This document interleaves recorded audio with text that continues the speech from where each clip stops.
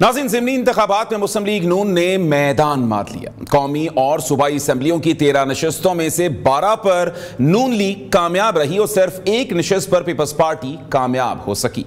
वज़ीर आला पंजाब मरीम नवाज का तारीखी कामयाबी पर PTI पर तंज करते हुए कहने था, कहां गई मकबूलियत, ना फैज हमीद है और ना वो जजेस जो PTI को जितवाते थे। दूसरी जानिब बात की जाए तहरीक इंसाफ की तो PTI ने एक बार फिर हस्बे मामूल धांधली का इल्जाम मुस्लिम लीग नून पर लगा दिया है। ज़िमनी इलेक्शन में सबसे बड़ा अपसेट सीट हरीपुर में देखने को मिला, जहां नून लीग के बाबर नवाज खान ने उमर अयूब की अहलिया शहरनाज को 43,776 वोटों के बड़े मार्जिन से शिकस्त दे दी। अगर बात की जाए 2024 के जनरल इलेक्शन की तो तहरीक इंसाफ के उमर अयूब ने हरीपुर से ही 1,92,948 वोट हासिल करके कामयाबी हासिल की और दूसरी जानिब मुस्लिम लीग नून के उम्मीदवार 1,12,389 वोट हासिल कर पाए। उमर अयूब ने अपने हरीफ को तकरीबन 80,500 वोटों के मार्जिन से शिकस्त दी थी। ज़िमनी इंतखाबात में उमर अयूब की अहलिया 43,000 के मार्जिन से हार गई। धांधली हुई। यहां PTI को KP में बैड गवर्नेंस का खमियाजा भुगतना पड़ा। तहरीक इंसाफ का धांधली का इल्जाम एक तरफ, लेकिन सूबे पर हुकूमत तहरीक इंसाफ की है। पुलिस वजीर आला सुहेल आफरीदी के मातहत है, तो धांधली कैसे हो गई? क्या इलेक्शन में बाइकआउट ना करके PTI ने फाश गलती की? तहरीक इंसाफ अपने ही सूबे में एक हल्का भी धांधली से क्यों ना बचा सकी? अगर तहरीक इंसाफ एक हल्का भी ना बचा सकती तो फिर तहरीक इंसाफ का अल्लाह ही हाफिज है। इस तमाम तर सूरत हाल पर बात करने के लिए हमारे साथ आज का पैनल मौजूद है, जिसमें मुस्लिम लीग नून की जानिब से राजा कमरुल इस्लाम मौजूद होंगे, नदीम कुरैशी रहनुमा तहरीक इंसाफ भी हमारे साथ होंगे, हमाद हसन सीनियर तज्जियाकार भी हमारे साथ, जबकि कमर दिलशाद साहब साबिक सेक्रेटरी इलेक्शन कमीशन भी हमारे साथ होंगे। तो सबसे पहले बात करते हैं राजा कमरुल इस्लाम साहब, रहनुमा मुस्लिम लीग नून। सर, बहुत शुक्रिया आपके वक्त का। सबसे पहले तो सर मुबारकबाद देना चाहूंगा, आपने इलेक्शन की एक जो है एक बड़ी सीटों की तादाद जो है वो जीत ली है। क्या कहेंगे इस हवाले से, इस जीत के हवाले से खास तौर? देखें, ये पाकिस्तान की और बिलखुसूस पंजाब की और फिर साथ KP के अवाम के शऊर को मुबारकबाद भी है और सलाम भी है कि माजी में ये बुलबुले बनते थे बयानिए के और इल्जामात के, गाली के, गलोच के, और उसकी बुनियाद पे वोट भी मिल जाती थी। लेकिन शऊर को सलाम है कि अब अवाम ने फॉर द फर्स्ट टाइम, यानी ये एक बड़े इलेक्शन में, ये बड़ा इलेक्शन था, ये जा रहा है कोई आम 1-2 सीटों वाला ज़िमनी इलेक्शन नहीं था। पंजाब में तो बड़ा कॉम्प्रिहेंसिव था, स्टार्टिंग फ्रॉम साउथ से लेकर सेंट्रल पंजाब तक। तो यहाँ पे लोगों ने कारकर्दगी को वोट दिए, परफॉर्मेंस को दिए, गेज किया है, कंपैरिजन किया है, तकाबुल किया है माजी की हुकूमत का और मौजूदा हुकूमत का। एक तो ये हो गया। दूसरा ये है कि तहरीक इंसाफ ने इस दफा बड़ी टेक्निकली उन्होंने जो दो उनके तय स्ट्रॉन्ग होल्ड्स थे, एक जिसे वो लाहौर समझते थे और अक्सर कहा करते थे कि मुस्लिम लीग नून वाले तो अवाम में नहीं जा सकते, तो एक तो उन्होंने लाहौर का स्ट्रॉन्ग होल्ड का इंतखाब किया और फिर अपने ही बयानिए में तजाद पैदा करते हुए, लेकिन अगर हम इलेक्शन में कैंडिडेट इसलिए नहीं दे रहे कि हम सिस्टम को लेजिटिमेसी नहीं लेना चाहते, और 2 जगहों पे हम कैंडिडेट्स इसलिए उतार रहे हैं अपने कि वहां पे वो जो इलेक्शन है वो दिल्ली के इलेक्शन कमीशन ने कराना है या नेपाल वालों ने कराना है, लिहाजा उसमें लेजिटिमेसी का इशू नहीं होगा। अब उसमें पंजाब को थोड़ी देर के लिए आप भूल के तो आप देखें कि KP में क्या हुआ। एक तो अभी आपने फिगर्स बताए, उसके बाद तमाम सूबाई महकमे और इलेक्शन में जो डिटर्मिनेंट जो होता है, जो पुलिस थी इस दफा तो वो इवन रिटर्निंग ऑफिसर्स जो थे वो सूबाई हुकूमत के मुलाजिम थे, starting from district returning officer to man returning officer, presiding officers. तो ये सारे लोग, फिर एक और इनसे जो मैं समझता हूँ जो सियासी गलती हुई कैंडिडेचर में, वो ये हुई कि हरीपुर का इलाका थोड़ा सा मजहबी भी है और जरा थोड़ी सी जो है रवायती कदामत पसंदी भी है।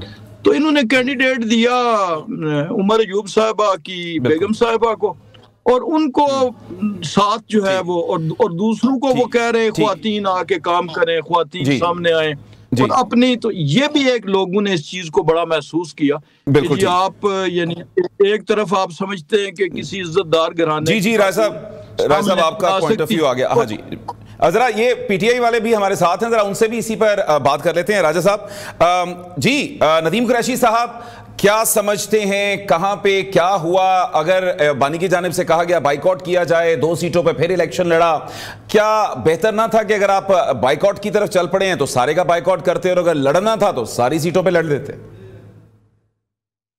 बहुत शुक्रिया साहब। अच्छा ये बताएं आप, ये आपके डिस्कशन का मौजू क्या है? कल जो तमाशा हुआ है पाकिस्तान में, वो आपका मौजू है, बहस है? सर मौजू सर आपने बनाना है, सर आपने मौजू बनाना है, जो मौजू आप बनाते हैं। जी जी, ये कल के इस ड्रामे को इलेक्शन कौन कहेगा? ये तो ऐसे है जैसे कोई बगैर बॉल के क्रिकेट मैच हो रहा हो। ये ऐसे ही है जैसे किसी बगैर टांगों के शख्स को कहा जाए भाईजान हॉकी खेलनी है आपने। ये किसका किससे मुकाबला था? पीएमएलएन और पीपल्स पार्टी तो इत्तेहादी है, शीरो शक्कर है। अभी बड़े मिलकर इन्होंने पाकिस्तान के आईन पर जो हमला किया है तो उसके बड़ा क्रेडिट लिया इन्होंने। मैं तो बड़ा हैरान हूँ कि राजा साहब जैसे जी शऊर और शानदार शख्स इसको डिफेंड कर रहे हैं। मैंने भी एक और टीवी चैनल में भी इनके साथ था। मैं तो सर एक पॉलिटिकल वर्कर हूँ, मैं तो बड़ा हैरान हूँ भाई। पीएमएलएन के वोट अब दिन की रोशनी में तो खत्म हो गए, रात 12 बजे के बाद इनको वोट डालना शुरू होते हैं। ये अजीब इन्होंने अंजुमन कातलाने शब बनाई हुई है कि रात को ये बैठकर रात के अंधेरे में इनको वो वोट कास्ट होता है जो दिन में पाकिस्तानी कौम डालती नहीं है, रात के अंधेरे में वोट डाल जाता है इनको। ठीक है, मतलब कल चीफ इलेक्शन कमिश्नर पाकिस्तान 3 बजे फरमा रहे हैं, दोपहर में 3 बजे, कि जी वोट कास्टिंग इसलिए नहीं हो रही है। एक सहाफी के जब सवाल के जवाब में कहा क्योंकि बाई इलेक्शन में अमूमन वोट कास्टिंग कम होती है। नदीम कुरैशी साहब सवाल यही है, अच्छा नदीम साहब सवाल यही है कि ये खदशात तो आपके थोड़े ही, ये तो बहुत पहले के थे। तो यहां तो फिर अगर आपने बाइकआउट करना था तो इन सीटों पे भी कर देते, फिर इन सीटों पे इलेक्शन क्यों लड़ा गया? क्योंकि होना आपके मुताबिक यही था। मैं आपसे गुजारिश करता हूं, पाकिस्तान तहरीक इंसाफ एक जमहूरी जमात है, एक मशावरत होती है। अमूमी तौर पर हमने तमाम ही इंतखाबात का बाइकआउट किया। मुझे नहीं समझ आती कि पीएमएलएन क्यों बगले बजा रही है। इन्होंने इलेक्शन में शिकस्त किसको दी है? कौन इनके बदले मुकाबिल था? वहां कैंप्स तो खाली थे। जहां 2 निशिस्तों पर हमें इलेक्शन लड़ना पड़ा, एक मियां आजर साहब की वफात की वजह से सीट खाली हुई, वहां पार्टी का डिसीजन था। हमने उन तमाम निशिस्तों का बाइकआउट किया जहां हमारे उम्मीदवारान को नाअहल किया गया। उन केसेस में, जिन केसेस में वो बेचारे मौका वारदात पे मौजूद भी नहीं थे, और जहां तक उन 2 निशिस्तों का ताल्लुक भी है वहां भी। नदीम साहब फिर हरिपुर में कैसे हार गए? वो तो आपकी अपनी बड़ी स्ट्रांग निशिस्त थी। अगर आपको वहां पे तो सब कुछ आपका अपना था, तो वहां पे फिर किसको मोरद इल्जाम आप ठहराएंगे? नहीं, ये इलेक्शन कमीशन कब से आम पाकिस्तान का हो गया सर? वहां पे इलेक्शन कोई आपने और मैंने करवाया? आपको अंदाजा नहीं है वहां क्या हुआ है? तो वहां किस तरह से तो नदीम साहब यही सवाल जी नदीम साहब यही सवाल जी मेरी जान में वही जिले सुबहानी, अगर जान के मान पाऊं तो मैं गुजारिश करने की कोशिश कर रहा हूँ जनाब को के साथ। वहां तो शाम 5 बजे तक जो वोटिंग हुई उसमें तो पूरी दुनिया ने देखा, सारे मीडिया ने देखा। अब मीडिया की मजबूरी है, मीडिया वो बात नहीं बता सकता। वो सबने देखा कि पीएमएलएन के कैंप्स में तो वोटर ही नहीं था। ये रात 12 बजे के बाद जो रिजल्ट मुरतब किए गए उसमें उनको जितवा दिया गया। मैं मुबारकबाद देता हूँ, मुझे बड़ी खुशी है। मैं तो पीएमएलएन को बड़ी मजबूत पार्टी मैंने देखा अपने स्टूडेंट लाइफ में। आज हालात ये हैं कि अगर फॉर्म 47 ना हो और राजा साहब ना हो हमारे चीफ इलेक्शन कमिश्नर, तो ये एक निश्चित नहीं जीत सकते। ये तो आम लोगों के का रवैया आपने देखा कि आम लोगों ने किस तरह से इस पूरी जमहूरी सिस्टम को अपनी तरफ से एक तरह से खुदा हाफिज कहा है। मैं आपसे गुजारिश कर दूं, आप मेरे भाई हैं, आप खुद भी माशाल्लाह अच्छे साहबी हैं, मैं आपकी इज्जत करता हूँ। आप मुझे बता दें भाई कौन सा ऐसा इनकलाब आया इस पिछले 2 साल में पाकिस्तान में कि लोगों ने पीएमएलएन को इतना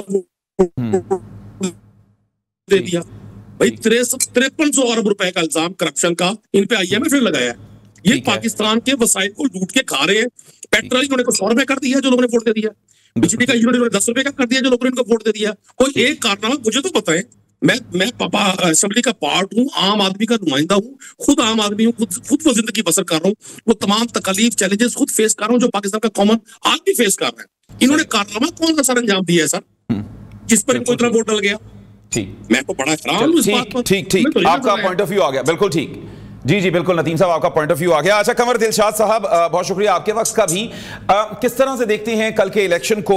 कहा जा रहा है कि धांधली के कुछ नए तरीके अपनाए गए। कितने ऐसे तरीके होते हैं धांधली के, और खासतौर पर जो टर्न आउट रहा है उस टर्न आउट के हवाले से इस इलेक्शन को आप किस तरह से देखते हैं? देखा जी, धांधली का तो तस्वर ऐसा आ गया है कि जो भी आप इलेक्शन करवाएंगे तो उन्होंने जो शिकस्त खोरदा जो होते हैं उन्होंने धांधली का इल्जाम लगाकर अपनी पार्टी से बचना होता है। सबसे बड़ी अहम बात ये होती है कि अगर धांधली की आप इस जिमनी इलेक्शन हो रहे हैं, 6 नशिस्तों पर हो रहे हैं, तो इस पर जिस धांधली जो अगर कोई इंडिविजुअल किसी ने की है तो वो उनकी अपनी कमजोरी है, लेकिन जाहिर है कि इस इन हालात में धांधली के कोई तस्वुरात हमारे सामने नहीं आया। इस लिहाज से जब ठीक है जनरल इलेक्शन हो रहा हो, ये 8 फरवरी को जो इलेक्शन हुए 2024 को, उसके बारे में तो तहफ़्फ़ुज़ात हैं, वो तो इंटरनेशनल कम्युनिटी के भी तहफ़्फ़ुज़ात हैं, लेकिन जो यहाँ जो अगर हमें देखा जाता है इसमें मुझे तो कोई नजर नहीं आ रहा है कि कोई धांधली किस जगह बताए, कौन से इलाके की धांधली की बात कर रहे हैं। ठीक, अच्छा, टर्न आउट के हवाले से भी ये बताइएगा कि जब टर्न आउट इस लेवल पर आ जाए जितना कम बताया जा रहा है, किस तरह से देखते हैं कि इस टर्न आउट के हवाले से क्या होना चाहिए, क्योंकि एक मेजॉरिटी जो है जब वो किसी कैंडिडेट को वोट ही नहीं देती तो एक सिंपल सी, एक जो बहुत थोड़ी सी तादाद बनती है लोगों की, उसकी बेस पर तमाम लोगों का जो नुमाइंदा लगा दिया जाता है, इसके हवाले से, इसकी लेजिटिमेसी के हवाले से आप क्या कहेंगे? हाँ, ये बात दुरुस्त फरमाई आपने। इसमें सबसे बड़ी बात इसके बारे में आइन जो है वो खामोश है। या तो आप जो 28वीं अमेंडमेंट ला रहे हैं उसमें इंतखाबी इस्लाहात में जो बाकायदा में तरमीम कर लें हमारे कानून में, इलेक्शन एक्ट के अंदर, कि जहां भी 15% या 20% से कम वोट कास्ट होगा तो उस हल्के में दोबारा इंतखाबात करवाया जाएगा। दुनिया के जमहूरी मुल्कों में ये बाकायदा कानून है कि जिस हल्के में कोई 10% से कम अगर वोट कास्ट हो गया है तो उस हल्के में दोबारा इंतखाबात होते हैं। ये तमाम दुनिया में, सिवाय इंडिया पाकिस्तान छोड़ते हैं, इंडिया में नहीं है, हमारे यहाँ भी नहीं है, लेकिन मसला ये इस पर तरमीम करें और आइन में ये शामिल कर दें कि जनाब 10% या 15% से वोट कास्ट हुआ तो उस हल्के में दोबारा इंतखाब किया जाएगा। जमहूरी मुल्कों में तो 51% लिखा हुआ है। जमहूरी मुल्कों में ये है कि 51% से अगर वोट कम पड़े तो दोबारा इंतखाब होते हैं, लेकिन यहाँ हमारे जागीरदारों ने, अशराफिया ने अपने जाती मफादात के तहत इन्होंने इस पर बड़ी अहम इसके बारे में कोई तरमीम नहीं की। यहाँ 2% के लोगों ने वोट लेकर बलूचिस्तान का वज़ीर आला बना था, वो दोस्त मोहम्मद, क्या उनका नाम था, जो शुरू में ये 2018 से पहले, तो टोटल 2% वोट कास्ट है। इसी तरह गुलाम अहमद बलोर ने, ये सुप्रीम कोर्ट के चीफ जस्टिस इफ्तिखार चौधरी की रूलिंग है कि वो सिर्फ 10% वोट कास्ट करके वो फेडरल मिनिस्टर बन गया और MNA बन गया। टोटल 11,000 वोट लिए थे उन्होंने KP से।